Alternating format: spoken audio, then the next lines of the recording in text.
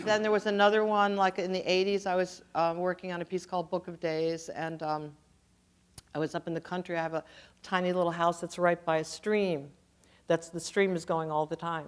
So this was very real. I mean, I dreamt that I was sleeping, and I dreamt that these voices were coming out of the stream that were going, "We know who you are.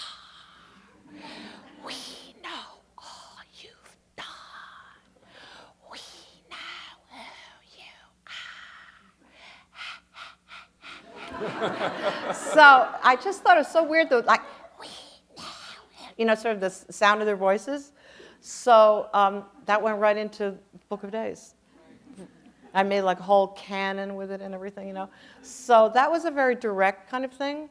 And I find that these years, it's just not like that at all. It's sort of like the dreams are kind of over here, and you know, I write them down, but I don't really see how they relate, like say, to my creating a piece for orchestra or something like that. You know, because music is such a different. It's just, you can't put your finger on it in the same way writing music. It's just. Well, I was curious about meeting you in this context because of you're a musician, and it's one of the interesting things about the REM dream is there's rarely any acoustic imagery at all. Right. That was one that I had. I liked that. I had a sound dream. And yay. Occasionally we see something with a specific kind of sound that seems to be repeated.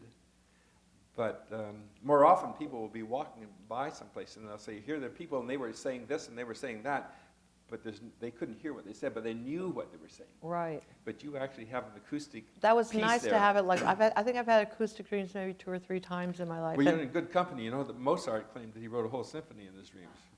So yeah, so you're following a good tradition.